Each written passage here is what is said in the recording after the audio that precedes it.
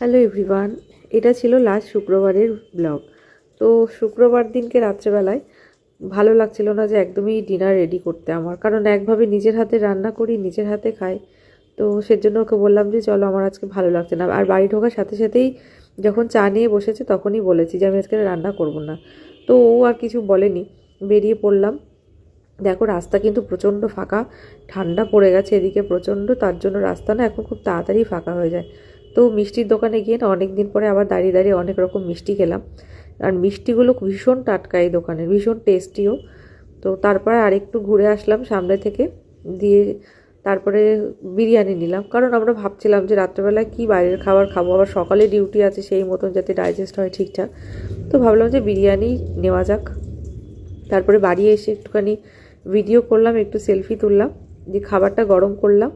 তো মনটা তো ভীষণ একদম হ্যাপি ছিল, কারণ অনেক কদিন পরে বিরিয়ানি খাবো। ঠিক অনেক কদিন পরে বলবো না, লাস্ট কদিনে বিরিয়ানি অনেকবারই খেয়েছি, কিন্তু নিজের হাতে বানানো।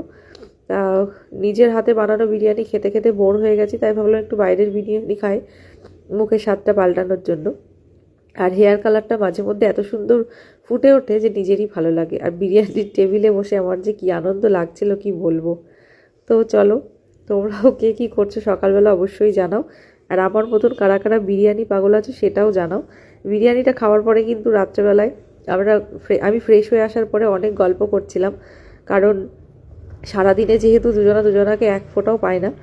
তো তার জন্য রাত্রেবেলা সেই 12টার পরে দুজনের যত খুনসুটি গল্প সেগুলো হয়ে থাকে। আর এত হাসায় একটা কথা বললেও। যাই হোক, টাটা।